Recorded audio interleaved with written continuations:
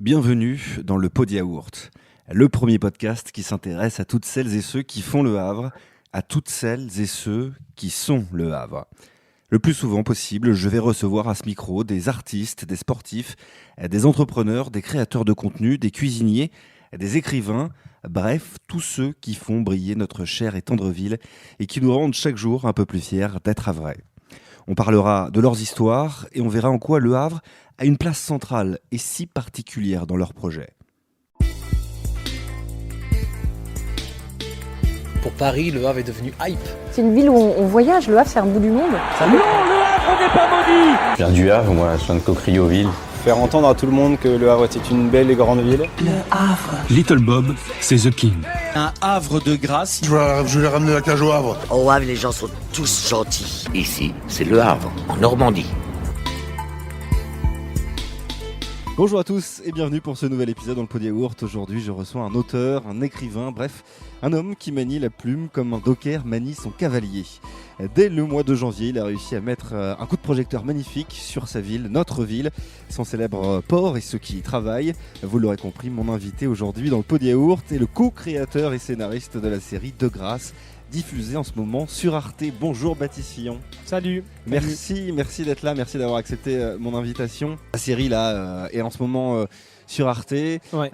On en entend pas mal parler, elle cartonne beaucoup. Ouais. Est-ce que tu as quelques vents là, des dernières audiences? Est-ce que tu sais si ça marche bien? Oui, on a eu un point audience notamment à l'issue de la première, la diffusion de la première soirée.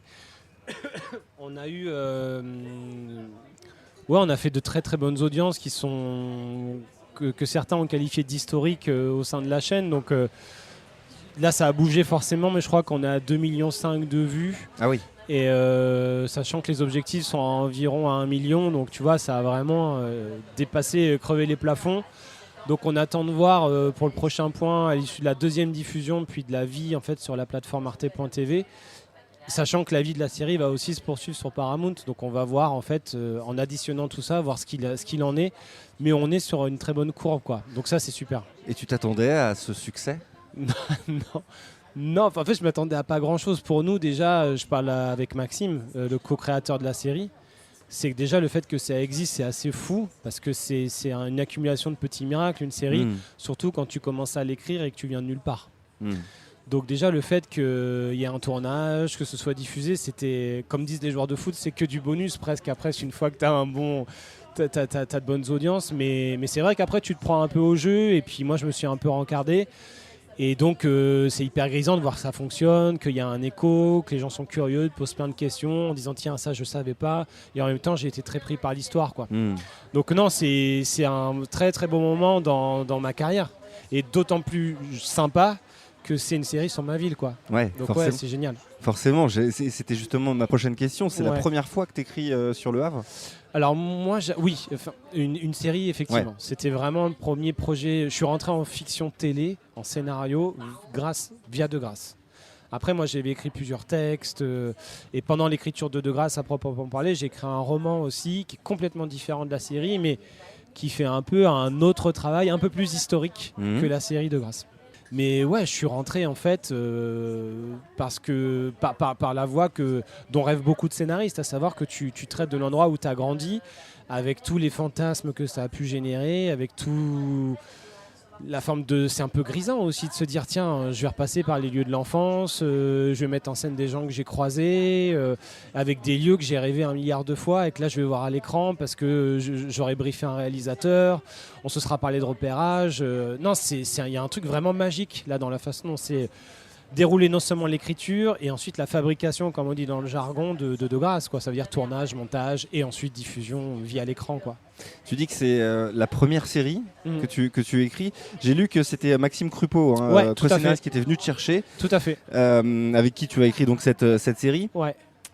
Cette idée d'imaginer une fiction sur le Havre en toile de fond, raconte-nous comment ça s'est passé cette histoire avec Maxime. Alors Max en fait a fait une petite escapade au Havre et il a été tout de suite marqué par, tu me diras, tu connais l'architecture, l'atmosphère de la ville. Je l'aime déjà, Maxime Crupeau. Ouais, non mais il a été assez visionnaire, sachant qu'il rentrait d'une année à l'étranger. Il s'était formé façon un peu plus académique sur l'écriture télé à Los Angeles, à UCL. Et Los Angeles, t'as notamment Long Beach, je connais pas, mais il en parle très bien. T'as une espèce de gros complexe portuaire, industrialo-portuaire, avec des raffineries, où lui, il se baladait beaucoup en voiture. Et quand on a commencé, nous, à faire des tours autour du Havre, tu vois, les raffineries, le viaduc avant d'arriver sur le pont de Normandie, tout de suite, ça a fait tilt. Il a senti des correspondances dont il a su très bien me parler, en fait. Et donc, pour rendre à César ce qu'il y a à César, c'est que lui, c'est parti d'un désir quasiment de mise en scène. Et ensuite, il m'a dit, tiens, mais je voudrais faire un truc sur le port et sur ta ville. Et vu que je sais que tu viens du Havre, tu voudrais pas qu'on s'associe. Moi, j'avais jamais écrit de série, j'avais jamais écrit de scénar.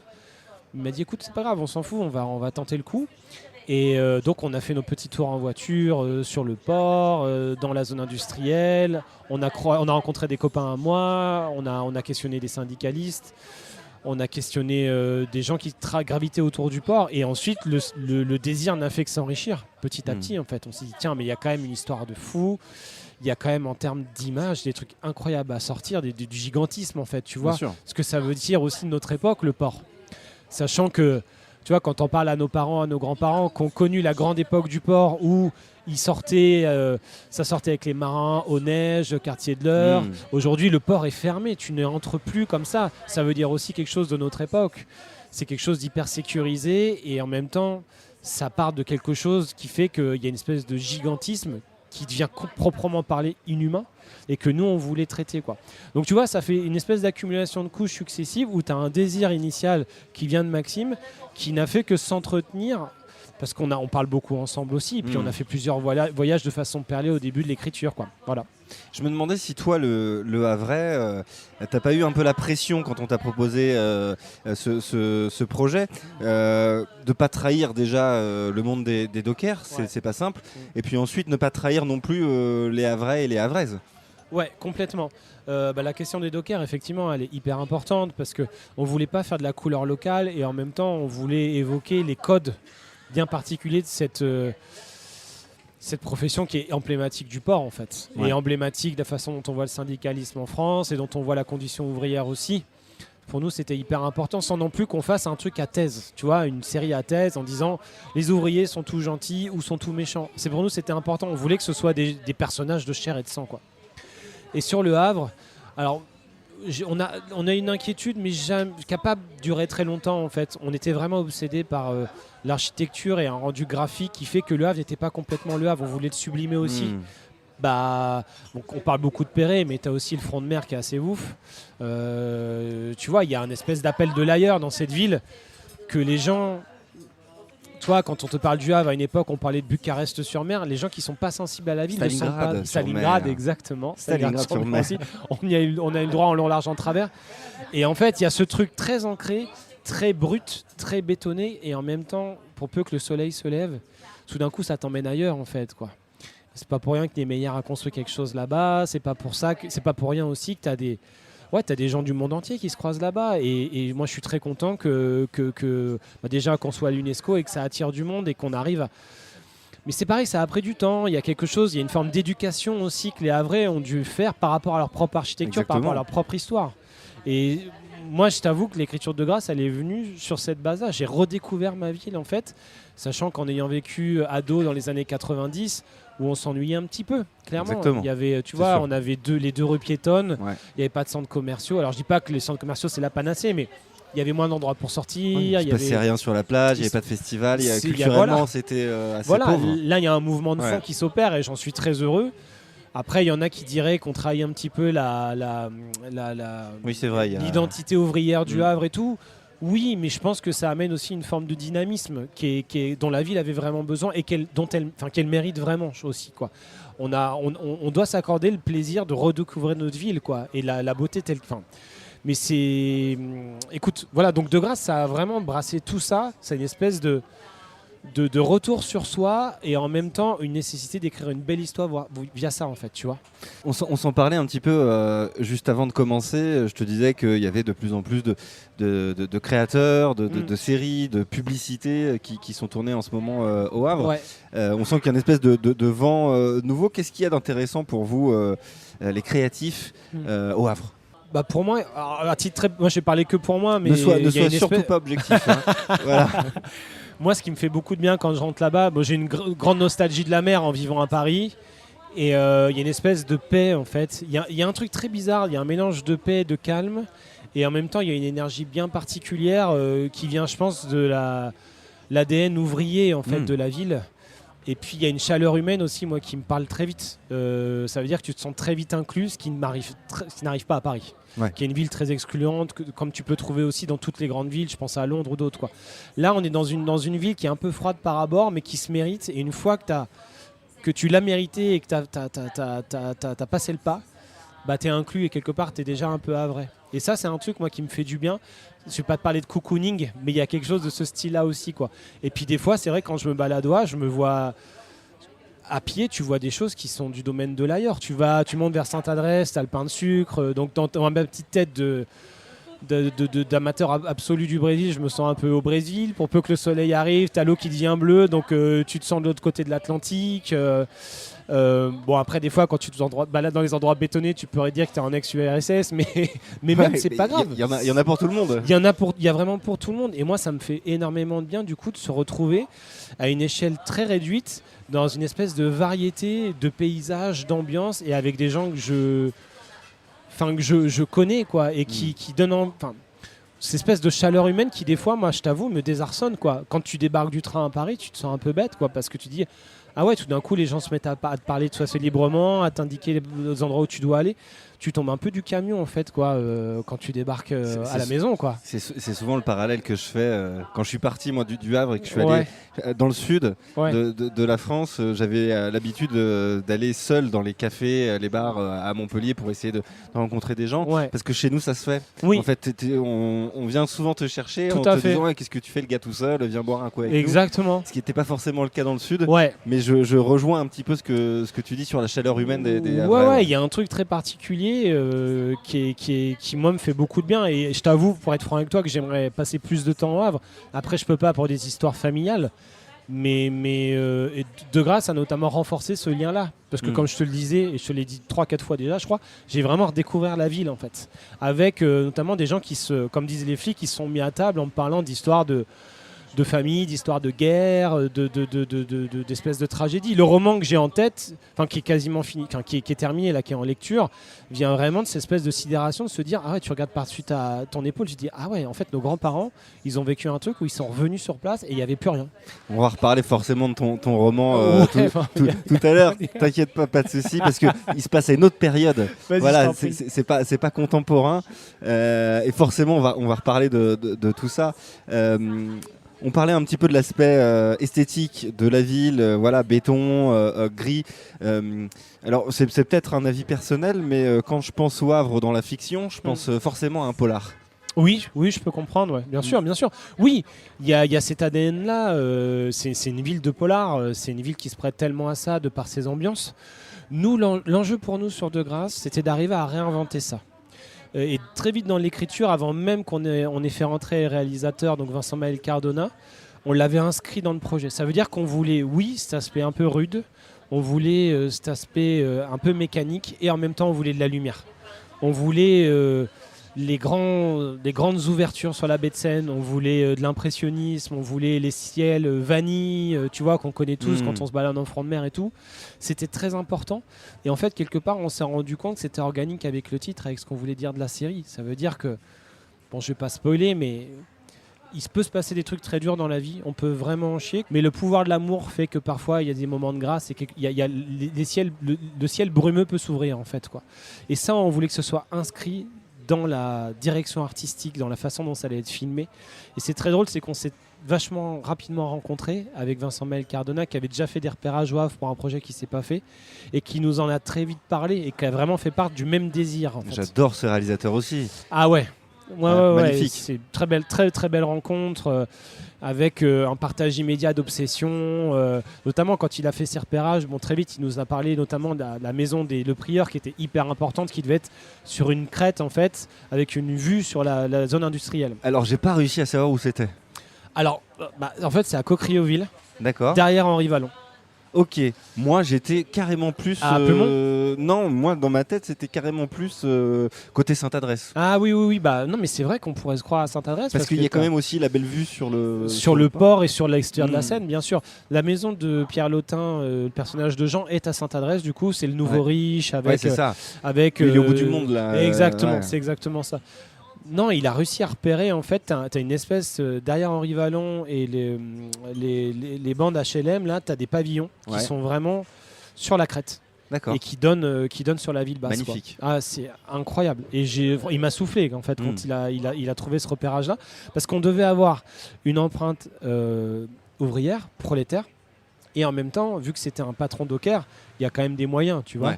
Donc il fallait qu'on ait quand même une maison qui, c'est pas qui claque, mais qui soit pas une maison phénix, en hauteur, tu vois, déjà, au-dessus du port. Et c'est aussi symboliquement très fort parce qu'il faut que la famille elle soit entre deux, tu vois. Il faut qu'elle soit entre la ville basse, qui est les quartiers ouvriers traditionnels en fait des dockers, et une espèce de voie d'élévation, même si on est à Coquerioville, qui est un quartier plutôt populaire. Des neiges à Coquerioville, il y a déjà ce sentiment d'élévation un petit exactement. peu en fait. Et on avait besoin aussi d'avoir un personnage et une famille qui puisse avoir une vue globale du port en fait, pour que ça donne une espèce de dégagement quoi, et que ça, en fait, ce qui se passait dans leur tête se reflète dans le paysage à proprement parler quoi. Des angoisses autour du port, ces espèces de machines qu'on voit de loin à laquelle on comprend pas trop, où on comprend pas trop tout ce qui se passe, pardon, et en même temps qui te fait vivre quoi.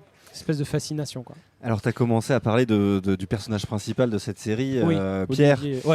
Olivier, voilà, joué par Olivier Gourmet, qui est le patriarche de cette famille, j'ai envie de dire de cette famille cassée. Oui. Un peu à l'image de la ville en fait. Les personnages sont tous ceux un peu cassés. Oui, il y a un peu de ça. En fait, nous très vite quand on a écrit les personnages sont arrivés très très rapidement, et très rapidement aussi on les a spatialisés dans la ville. Parce qu'on voulait qu'ils incarnent différentes couleurs. Donc tu as le personnage de Pierre Lotin qui s'appelle Jean, qui est à Sainte-Adresse. On a le personnage de Panayotis Pasco qui est Simon, qui lui est entre le cocon de la famille et les quartiers un peu plus chauds. Donc là il y a Coquerie. Et le personnage de Margot Bansillon qui est Emma, qui est la transclasse. C'est des choses que nous on peut vivre, tu vois, le rapport entre un peu déphasant entre Paris et Le Havre, où tu rentres, t'es pas complètement chez toi, et tu arrives à Paris, t'es pas non plus complètement parisien. Et c'est un truc entre guillemets, j'aime pas dire ça, qui est un peu à la mode, mais je voulais traiter en fait ce côté, avec Maxime, on voulait traiter ce côté, comment je peux dire, schizophrène en fait de la personne qui est entre deux mondes et entre deux villes. C'est pour ça qu'on a un peu triché, et ça fait rire les policiers quand on en parle. Par exemple, le personnage le conjoint de Margot, donc le personnage d'Emma, est juge à la GIRS de Paris. Or, en fait, la GIRS se trouve à Lille. Donc, oh là là, voilà, là là. on a fait les foufous dans notre tête, mais c'était pour arriver vraiment à polariser bien la différence entre la sociologie du Havre et la sociologie de Paris, et un personnage qui justement est vraiment entre deux mondes quoi. Donc oui, on a essayé d'incarner les cassures qui étaient inscrites déjà dans la géographie de la ville. C'était important. Et c'est vrai que ce personnage de Margot est hyper intéressant, et évidemment il nous ressemble un peu, nous qui sommes partis du Havre, tu le disais, on n'est plus vraiment chez nous quand on revient au Havre. Moi on m'appelle le Parisien, tu vois, et à Paris on m'appelle le Havrais, donc voilà, j'ai plus vraiment de maison. Quel est toi ton personnage qui te touche le plus, ton personnage préféré? C'est une bonne question, parce que vraiment, sans en faire des tonnes, je te jure qu'ils me touchent vraiment tous.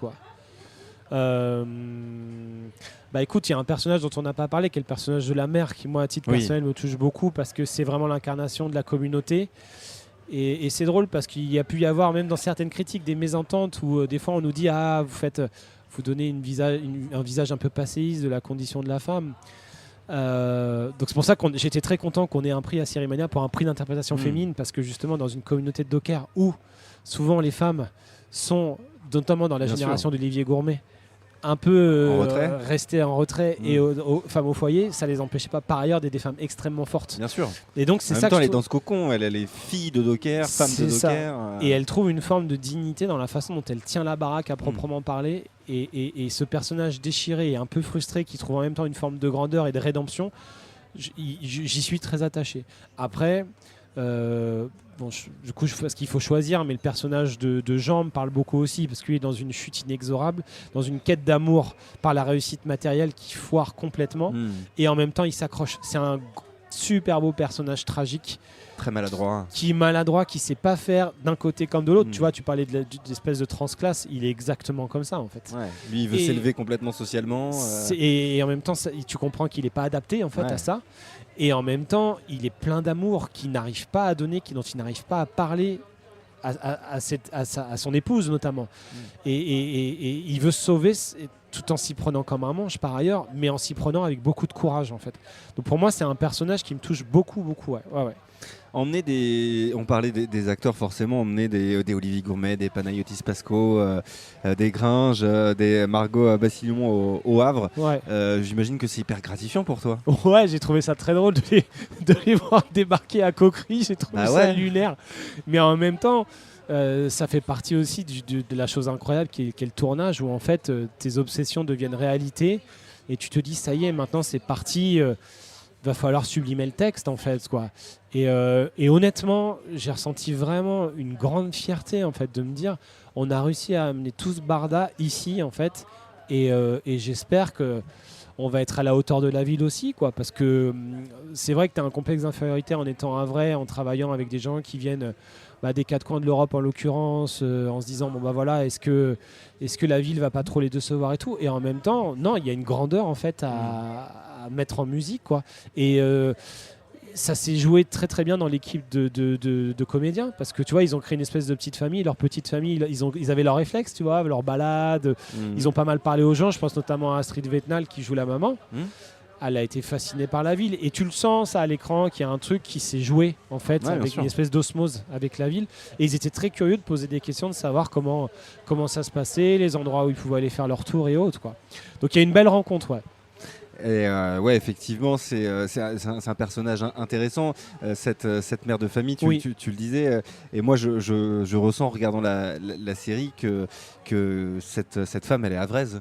Oui, fait. Bien sûr. Elle joue tellement bien, effectivement, la fille de Docker, la femme de Docker, ce qui est un personnage, tu disais, très très compliqué, un peu le cul entre deux chaises. Oui. Voilà, et elle est sublime. Mais oui, autant Olivier, le personnage de Pierre Le Prieur, et la ville du A, dans ce qu'elle peut avoir un peu programmatique, où on a tâché de porter l'aspect tragique, l'aspect noble de la ville via cette voix off. Et elle, en fait, c'est quelque part la voix off qu'on n'entend pas, cette femme. C'est la communauté des dockers, et la ville aussi, dans ce qu'elle a d'ouvriers. Ça veut dire c'est des gens qui n'en font pas des caisses, qui n'ont pas la main sur le cœur à te faire des grands discours, mais qui vivent en fait ce qu'ils sont. Et qui, à un moment ou à un autre, dans les moments de crise, sont capables de retrousser les manches et de se dire, bon allez, on en a chié, la vie est dure, mais on va se battre en fait. Et ça, c'est un truc qui me touche beaucoup, cette espèce de noblesse du quotidien, qui est un truc qui est très difficile à faire sentir en fiction, où il faut, notamment en série, où il faut du cliff, il faut que ça claque. Nous, c'est un truc qui est un peu chronique, comme on dit dans le jargon du scénario, qu'on voulait vraiment, auquel on tenait énormément. C'est ce côté, je suis une espèce de bloc et je vais résister au flot de la vie, quoi. Et je vais pas le faire en criant sur les toits, mais je vais tenir la baraque quand même, quoi. Voilà, avec beaucoup de discrétion. C'est ça, exactement. Et pour moi, ça, c'est la grande... sans en faire des caisses, en faisant une grande déclaration d'amour à la ville du Havre, mais c'est la grande noblesse du Havre. Aucun souci. Non, mais des gens comme ça, tu vois, quand je retrouve ce qu'on pouvait se dire avec mes parents ou avec des grands-parents qui étaient ouvriers, tu vois, qui se rendaient pas compte, qui faisaient des choses en tant que telles un peu extraordinaires, en donnant des cours d'alphabétisation à des immigrés, en participant à des grèves et tout. Et pour eux, c'était juste leur vie, en fait. Et ça, c'est un truc que je pense que, consciemment ou pas, c'est une chose à laquelle j'ai envie aujourd'hui de rendre honneur, tu vois, via la fiction. Effectivement, tu te rends compte de ça avec ton recul aujourd'hui, en habitant plus déjà au Oui, exactement. Je veux pas en faire des fictions à thèse, mais je veux que ça infuse, je veux que ça existe en fait, au travers des personnages en fait que je vais pouvoir mettre en musique. Ça, pour moi, c'est important. Pour revenir un petit peu sur le monde des dockers, quand tu disais, Maxime est venu te chercher avec cette idée, c'était une évidence de faire quelque chose sur ce monde fermé des dockers. Alors au début, dans la série, t'es pas sur les dockers. Ah ouais. Non, c'était on était sur les abeilles. Ok. On Très était intéressant ouais, aussi. exactement, haute communauté du port. Fermée mais moins fermée en fait. Et qu'on trouvait aussi emblématique parce que ce sont ces bateaux qui Guide les porte-conteneurs. qui guident les porte-conteneurs, les font entrer, sortir du port. On trouvait ça hyper intéressant. Après, on a posé un peu les choses à plat et ce qui nous semblait intéressant chez les dockers, c'était ce lien de sang qu'on a moins dans les abeilles. Et voilà, on se passe le boulot de père en fils. De père en fils, ouais, exactement. Et puis, on les trouvait encore plus à l'interface de ce qu'on peut appeler un peu pompeusement la mondialisation. C'est des personnes minuscules qui sont face à des espèces de titans de métal avec des tonnes et des tonnes de marchandises, quoi. On trouvait ça hyper intéressant et hyper fort même visuellement. Donc voilà, après quelques 5-6 mois de travail, on s'est repositionné sur les dockers et après on n'a jamais bougé parce que on n'a pas eu besoin de creuser non plus que ça parce qu'on avait déjà en fait cette intrication entre le travail, l'identité de classe presque et la famille.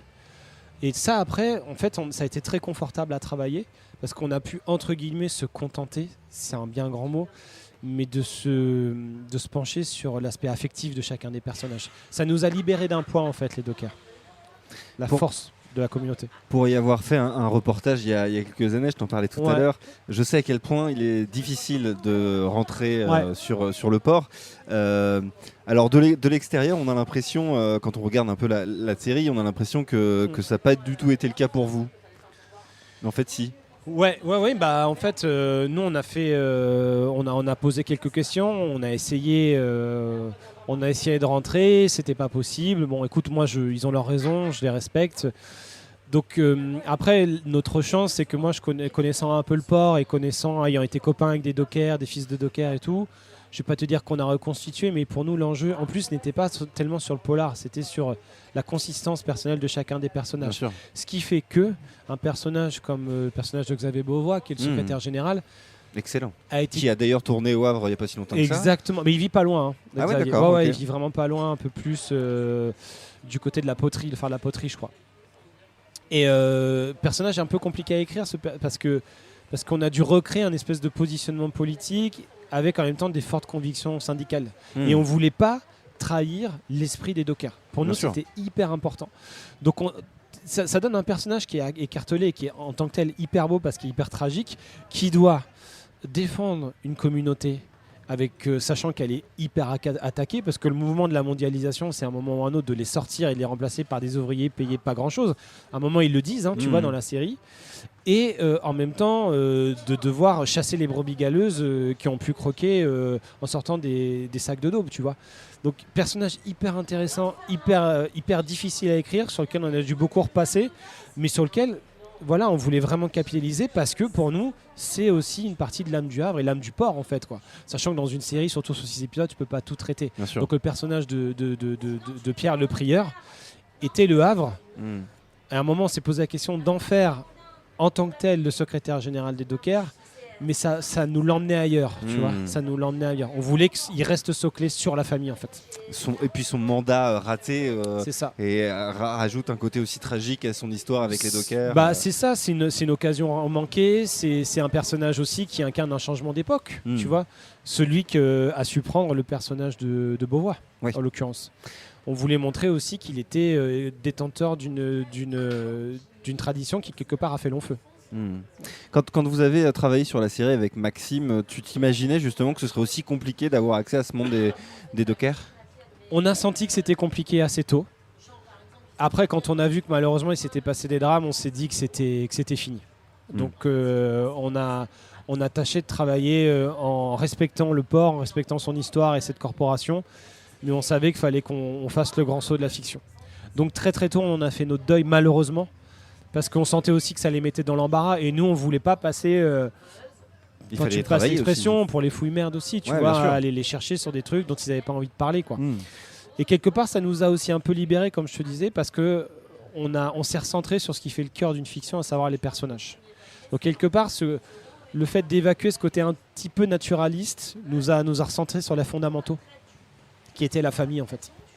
Et au-delà de tout ça, tu me le disais tout à l'heure, vous avez été aussi un peu complètement rattrapé par la réalité, avec le drame qui s'est produit sur le port en 2020. Ouais. Voilà, quand on vit ça, qu'on est en plein boulot sur la série, est-ce que ça marque forcément, ça met un coup d'arrêt Non, mais c'est vrai que là, on est... En fait, en plus, à cette époque-là, on ne savait pas si ça augurait d'une époque d'une violence inouïe, comme ça peut se passer à Anvers ou Rotterdam, où tu as des batailles à la Kalachnikov, des innocents qui prennent des balles et tout, quoi. On ne savait pas, en fait, à ce moment-là. Bon, heureusement, les choses se sont plutôt calmées, même si là, il continue à y avoir du trafic de drogue. Non, moi comme je te disais, pour être tout à fait transparent, mon angoisse, c'était d'être pris pour un charognard. Ouais. Vraiment. Je me suis dit, je veux surtout pas qu'on me dise, en fait, voilà, il y a un drame, il va récupérer, réinvestir, parce que c'est un mec qui n'a pas d'idée, en fait, et c'est des scénaristes sont des tocards. Non, on avait déjà posé ça 2-3 ans en amont, et on s'est senti un peu bête d'être rattrapé par la réalité, pour être tout à fait franc avec toi. Mais en même temps, on pouvait pas... On s'est posé la question de savoir ce qu'on allait faire et tout, mais pour nous, c'était déjà la série, elle était déjà lancée, donc on s'est dit, ok, on voit bien. De toute façon, les gens verront que c'est pas la même chose, qu'on ne porte pas le même propos et qu'on n'est pas dans une vocation, on n'a pas vocation à se dire on va faire les petits inspecteurs à aller chercher le détail de ce drame-là, en fait, quoi. Non, on voulait passer par le haut, en fait, en investissant le mythe d'une famille, en fait, à Brest, quoi, en lien avec le port. Est-ce que maintenant que c'est sorti, que beaucoup de gens l'ont vu, est-ce que vous avez eu des retours de ce monde des dockers ? Alors, non, pas officiel. Ouais. Après, ce que je peux te dire, c'est que en entendant des signaux faibles, il y a eu des gens qui nous ont dit « Ah non, mais c'est pas du tout l'avis des dockers ». Alors moi, je serais curieux de leur parler parce qu'en fait, je pourrais leur expliquer que sur 6 épisodes, tu ne peux pas faire une série chronique en expliquant tout. Des choses, tu es obligé de simplifier un petit peu. À notre grande âme, parce que nous, notamment avec Max, on est très friands de ces choses-là, de codes sociaux et tout, quoi. Et en même temps, je sais qu'il y a des gens qui se sont retrouvés. Et notamment beaucoup de gens qui travaillent sur le port, pas seulement chez les dockers, mais qui étaient contents de se dire « Ouais, en fait, on nous prend pas pour des idiots. » Les gens qui ont écrit ça savent de quoi ils parlent. Bien sûr, le but n'était pas de se moquer. Non, il y avait... Voilà. Mais en tout cas, voilà, moi j'ai cette satisfaction-là d'avoir la validation quelque part de gens qui sont du Havre. Et pour moi, c'est important. C'est hyper important. Ouais, moi je le prends même à l'inverse. Pour moi, c'est un hommage, clairement. Ouais, clairement, ouais. On l'a bossé comme ça. Au docker, de par les personnages de Pierre, de Xavier Beauvois, voilà, qui sont des mecs courageux. Ouais. Voilà, tout simplement. C'est ça. Ils sont pas infaillibles, mais ils sont très courageux. Ils aiment leur métier, ils aiment le port. Exactement. Et c'est ça aussi que vous avez voulu faire. Oui, mais c'est ça qu'on voulait montrer, en fait. C'est que c'est des gens qui sont amoureux de leur outil de travail, comme d'ailleurs beaucoup de gens sur le port. Ouais. Et c'est quelque chose qui est tellement rare aujourd'hui, quand on voit le mal-être. Je peux bien passer pour te dire, j'ai fait 10 ans dans un bureau, alors moi j'en pouvais plus, en fait. Et malheureusement, c'est la majorité des travailleurs aujourd'hui. Alors que là, tu es face à une aristocratie ouvrière et des gens qui sont conscients de porter une forme de noblesse qui fait aussi non seulement la grandeur de la ville, mais la grandeur de notre pays aussi, en fait, quand on fait un grand hub maritime, en fait. Et ça, c'est... Nous, on voulait... Tu vas dire qu'on voulait le célébrer, mais on voulait le montrer, on voulait le faire sentir, en fait. Et je pense que notamment grâce à Vincent Maël Cardona, on le sent dans la réal, en fait, qu'il y a ce truc, en fait, un peu magique, un peu mythique, qui fait le sel de Grasse, pour nous, vraiment. Pour parler un peu plus généralement du Havre, je te le disais aussi tout à l'heure, il y a de plus en plus de réalisations qui sont au Havre, que ce soit des films, des séries, des publicités. Le Havre devient un petit peu bankable dans le monde du cinéma. Est-ce que j'imagine que toi, le Havrais, ça te fait plaisir et tu comprends un peu qu'on vienne chez toi pour tourner. Non, je comprends aussi, pour connaître un peu Paris, tu vois, où c'est une ville qui est quand même en train de devenir tout le temps trop chère, tout le temps trop petite. Et je pense que le Havre, d'un point de vue quasiment de logistique du territoire, a vraiment une carte à jouer, sachant qu'on n'est qu'à 2 heures de là, tout est moins cher, qu'il y a aussi des savoir-faire incroyables, qu'il y a beaucoup de gens intéressants et qui pèsent, qui s'installent, tu vois. Bon, je te parlais de Xavier Beauvois, je parle de Pete Doherty, je te parle de producteurs ou autres qui sont en train de s'installer. Donc moi, ça m'a pas surpris. Mais en fait, et j'en suis très content, Tu vois, notamment, il y a le marché Unifrance là, qui va s'installer, qui quitte Biarritz pour s'installer au Havre. C'est super. Franchement, c'est génial. Ça va permettre d'infuser un peu dans la tête des gens de la profession que Le Havre est une ville incroyable. C'est génial pour ça.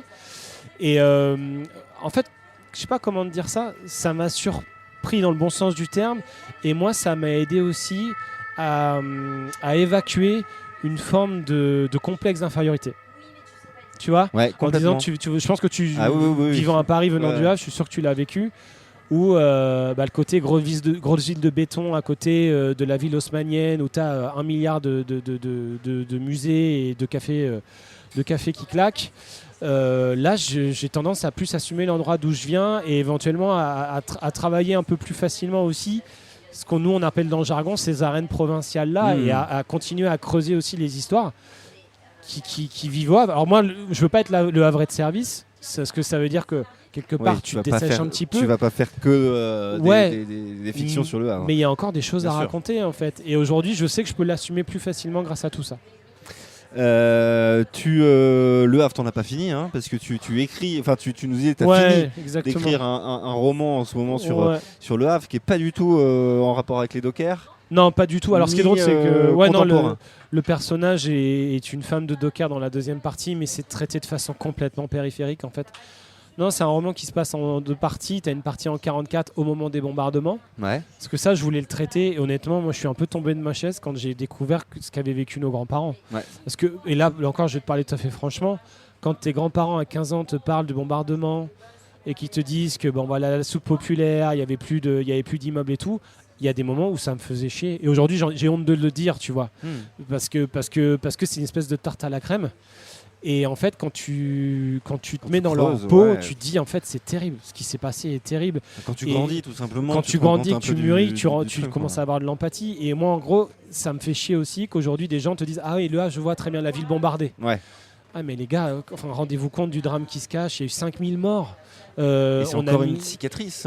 Mais bien sûr. Et donc on parlait de la havritude des gens qui ne parlent pas forcément des drames qu'ils ont vécus. Et on est en train de venir à la parole au sujet de ce drame-là, mais ça a été très long. Et il y a beaucoup de gens il y a des gens qui sont morts sans en parler en fait. Alors je vais pas te dire que je vais être le justicier en me faisant le héros de ceux qui ne sont pas parlés, qui n'ont pas parlé de ça. C'est pas ça du tout. Mais moi, c'est un trauma dont j'avais envie de mettre sur la table en fait, tu vois. D'autant que j'ai découvert au cours durant De Grasse. L'écriture de Grasse, que ma grand-mère a failli se réfugier dans le tunnel Génère. Oula, et elle n'y est pas allée parce qu'il y avait de la brume. Ouais. Tu vois, et c'est en fait ça pose des questions sur le destin, enfin un peu tarte à la crème, mais qu'on se pose tout à un moment dans notre vie quoi. Et pour te la faire très vite, donc tu as cette partie en 44, t'as de la personnage qui est une femme en fait, qui a une espèce de quête initiatique au travers de la ville en ruine, qui va remonter jusqu'à Roelle. C'est un endroit où j'ai passé mon enfance moi, tu vois, et je trouvais ça intéressant d'aller dans la proche banlieue, qui est par ailleurs souvent pas traitée, notamment quand on parle de province. Et la deuxième partie se passe 40 ans plus tard. Il y a un petit clin d'œil où ça se passe en 84. On est sous une mairie communiste avec une ville qui est un peu dans le dur, qui essaie de se réinventer. Mais tu vois, c'est le creux de la vague. Hein.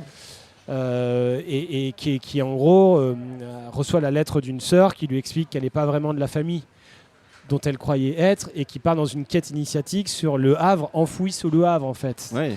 Tu vois, des endroits que tu as fantasmés mais qui n'existent plus, et comment tu essaies de retrouver la trace de toi-même dans une vie qui n'existe plus quoi. Et puis en plus c'est un petit clin d'œil aussi à la réalité, parce que le Havre sous le Havre, aujourd'hui le Havre est reconstruit sous les ruines de l'ancien Havre. Et c'est exactement ça, et je me rends compte que tu as des nationalités, des pays, des artistes qui se sont emparés de la question beaucoup mieux que nous. Je pense à un écrivain comme Sebald, qui est un écrivain allemand qui a écrit beaucoup sur les ruines et sur les vies passées en fait. Et je me suis dit putain, mais en fait c'est ça qu'il faut faire en fait. C'est ça qu'il faut faire un peu chez nous en fait.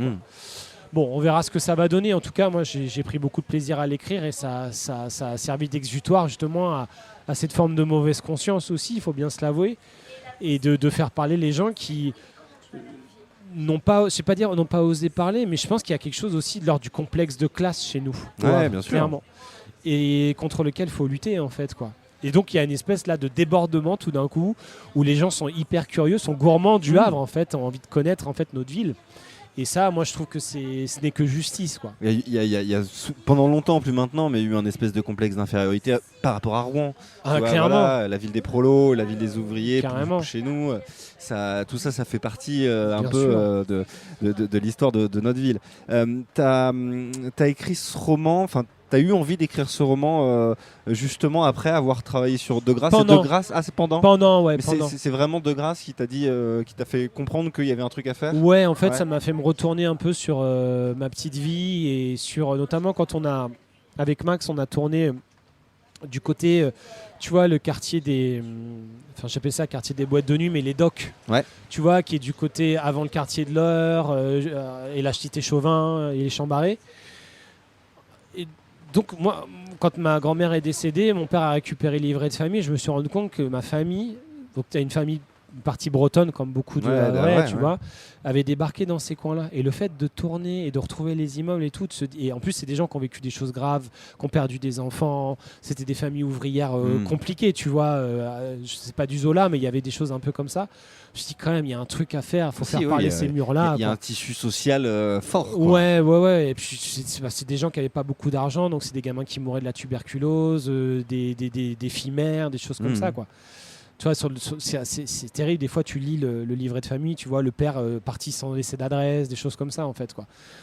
Et c'est pas l'idée de faire le justicier, mais c'est un truc qui m'a parlé de façon très immédiate. Et je me suis dit, non, mais il faut écrire une histoire là-dessus, en fait. Bon, tu verras, touchons du bois que le bouquin sorte et tout. C'est pas une histoire pour proprement parler prolétaire, mais je voulais faire exister ce passé-là dont on parle pas. Tu vois, on parle beaucoup d'immigration aujourd'hui, et c'est très bien. Mais il y a des grosses racines bretonnes aujourd'hui, donc on retrouve dans la fête de la Saint-Yves des choses comme ça, et c'est très cool. Mais dans les familles, on n'en parle pas ouvertement, quoi. J'ai découvert plein de trucs, tu vois. Je savais pas, par exemple, tu as un rapide qui faisait la ligne entre Morlaix et Le Havre. Il passait pas par la terre, en fait. Il passait par la mer. Ah ouais. Et donc, ce qui fait que Le Havre est la 3e ville d'immigration bretonne après New York et Paris. Incroyable. Bon, voilà, c'est un truc inconscient, sachant que c'est des gens qui débarquaient du lac Cambrousse, qui savaient pas lire et écrire, qui parlaient que breton, quoi. Et c'est génial parce que là, tu t'en parlais depuis tout à l'heure, tu as redécouvert ta ville grâce à Grasse, grâce à De Grasse. Là aussi, tu redécouvres un peu l'histoire, enfin, tu te penches sur des livres, sur l'histoire avec un grand H, quoi. Ouais. Tu dois vraiment découvrir des choses incroyables. Oui, bah tu dois connaître ça. Ça veut dire que c'est une ville qui a bercé notre enfance et tout d'un coup, tu lis quelque chose et tel ou tel immeuble s'éclaire de façon complètement différente. Ouais. C'est un truc qui est fascinant.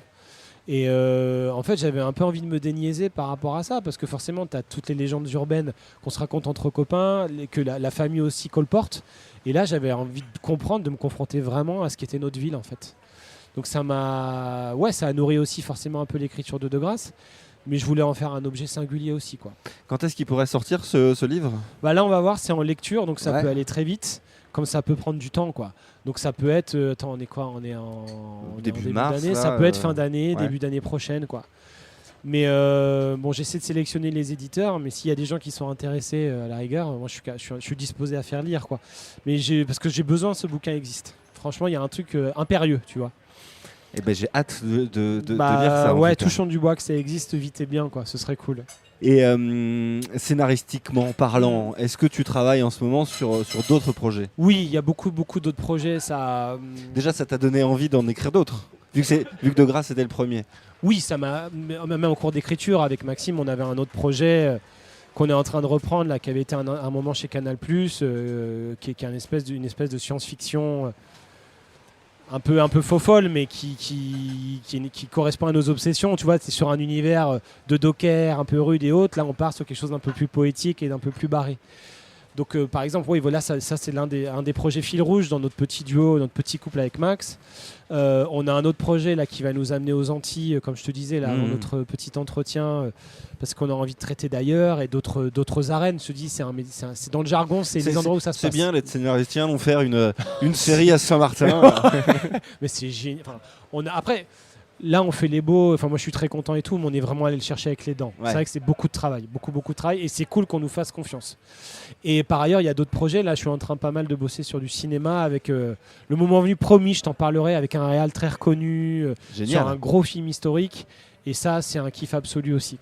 Donc, et plein d'autres projets de séries. Donc oui, il y a le carnet de commandes est plein, mais c'est hyper enthousiasmant en fait. Tout ça, moi, je dis, pour avoir fait 10 ans dans une vie de bureau un peu morne, un peu grise, j'ai un peu le syndrome du gars qui sort de tôle et qui à chaque fois, tous les matins, se lève en me disant c'est trop bien en fait, je vais réécrire une histoire et je vais. En plus, je suis payé pour raconter mes obsessions quoi. Bon, Nickel. c'est pas exactement ça, mais c'est un peu l'idée quand même quoi. Et est-ce que depuis De Grasse, le téléphone sonne un peu plus? Oui, ça sonne un peu plus. Ouais. Ça sonne un peu plus. Faut que j'apprenne à dire non, sachant que je viens d'un.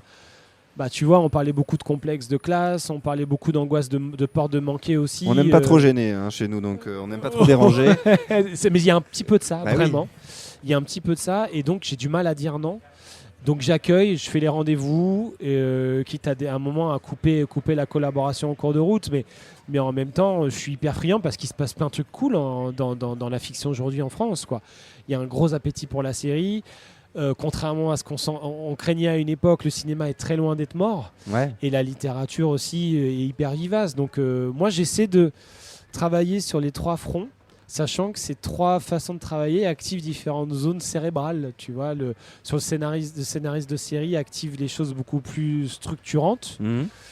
Quand en littérature, tu peux te faire beaucoup plus confiance sur l'intuition et écrire sans trop savoir où ça va, sachant que tu as quand même une idée de la direction. Et j'ai envie de te dire que le cinéma est un peu entre deux. Et en même temps, c'est super cool de bosser aussi avec des réalisateurs qui ont la vision de l'image déjà, qui t'emmènent déjà quelque part, sachant que toi aussi, tu les emmènes quelque part. Il y a une espèce de rencontre d'univers qui est un peu comme un couple, en fait, quoi, Ouais. qui est hyper grisante à chaque projet, quoi. Donc, ouais, je profite. Ce serait quoi tes envies, tes rêves dans ce métier Je me pose pas mal de questions. Là, en fait, je vis un peu mon rêve. J'aimerais bien que le film dont je te parlais aille au bout. Mhm. Ce serait super. Vraiment, projet hyper intéressant et qui a vraiment une vocation à exister dans le sens où je pense que ça peut réveiller beaucoup de choses dans le bon sens du terme dans notre pays et par rapport à notre histoire, notamment au sujet de l'esclavage. Et je me pose des questions sur la réalisation.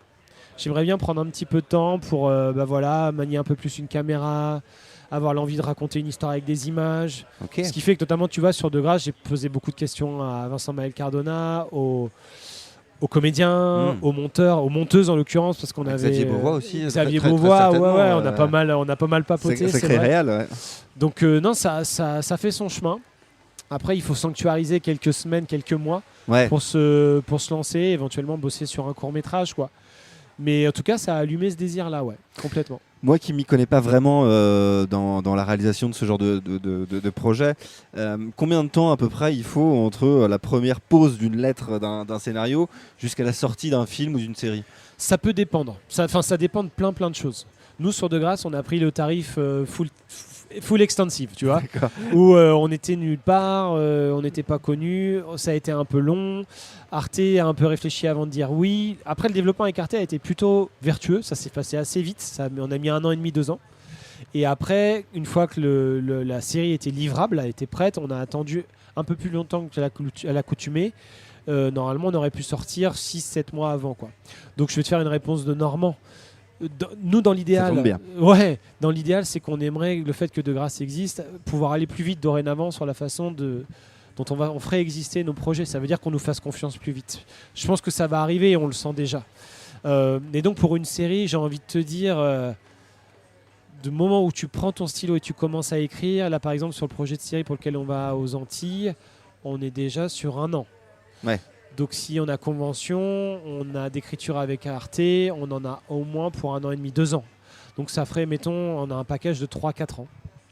Sur un film, ça peut aussi être très rapide comme très long. Tu as des films qui s'écrivent très vite. Ça peut être 2 ans et tu pars en tournage, quoi. En gros, tu as une enveloppe de 3 ans. Voilà, pour faire ça grosso modo, quoi. Ça peut être moins, très rarement quand même, mais ça peut être plus souvent. Alors Baptiste, on arrive à la fin de ce podcast. Je ne sais pas si tu as déjà écouté l'un de mes épisodes. Oui. Au moins jusqu'à la fin? Oui. Oui, il y a une question que je pose à tous mes interviewés. C'est toujours la même et tu me réponds comme tu veux. Très bien. Cette question, la voici pour toi, Baptiste. Le Havre, ça représente quoi ? Ça représente beaucoup de choses. Honnêtement, je pense que c'est grâce à cette ville que j'ai forgé un imaginaire. Avec ce qu'on se disait tout à l'heure, tu vois, il y a une forme de frustration aussi de rester à quai, d'entendre des histoires des marins ou des gens qui viennent d'ailleurs, et en même temps, ça te nourrit cette frustration. En fait, elle ne fait que s'enrichir et s'enquister, et en même temps, ça te fait sortir des histoires, quoi. Donc pour moi, Le Havre, c'est ma ville, mon port d'attache, dans lequel j'ai toujours grand plaisir à revenir. J'ai encore des amis, et c'est super parce que c'est des amis fidèles qui, des fois, t'amènent à redescendre aussi de la frénésie parisienne. Donc ça, c'est très précieux. Et en fait, c'est une espèce de source d'inspiration et de fantasmes renouvelés, quoi.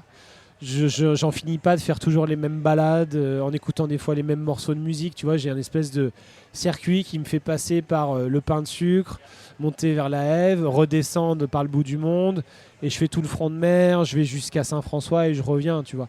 Soit je le fais en marchant, soit je le fais en courant, mais c'est une source d'images qui fait que, et je t'avoue de façon très surprenante, se renouvelle à chaque projet et me nourrit de façon différente à chaque projet.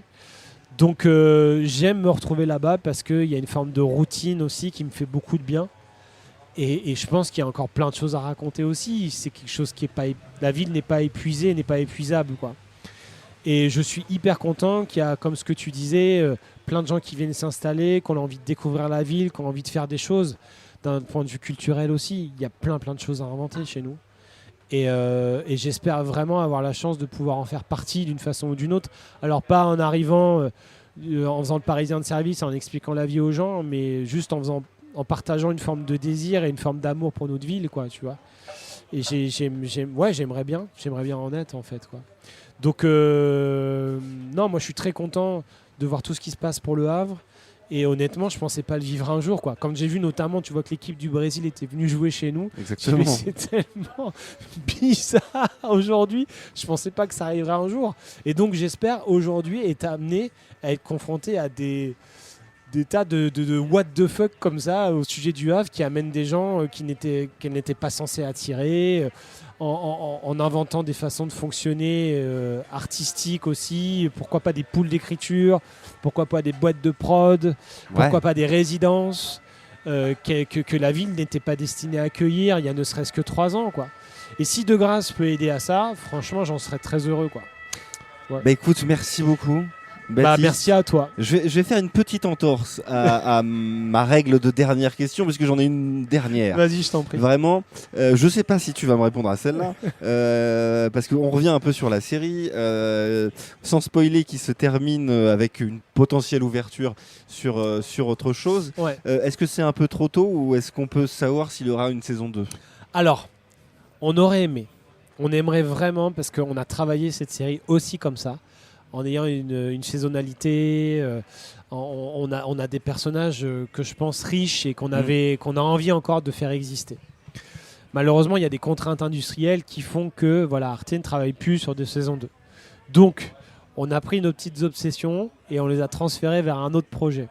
Après, ça ne veut pas dire qu'on fera plus rien sur Le Havre, on fera peut-être plus rien sur je ne vais pas dire une famille de dockers, mais sur une famille typiquement havraise. En tout cas, moi, l'envie est toujours là, quoi. Donc, et aussi, en télé, parfois, c'est un peu Dallas, c'est à des retournements, il y a des choses qui peuvent se passer. Pour le moment, c'est pas à l'ordre du jour, mais un c'est changement de directeur chez Arte. Non, qui décide en plus, de faire on des l'aime saisons beaucoup. 2. Agnès, si tu écoutes ce podcast, je t'aime beaucoup. Voilà, et honnêtement, on est très fiers de bosser avec eux et ils sont super. En termes d'accompagnement, c'est un bonheur absolu, quoi. Donc, non, c'est leur politique, ça dépend même pas des personnes, en fait. Mais c'est vrai que c'est un petit regret. Clairement, c'est quelque chose qu'on aurait aimé voir perdurer sur la suite.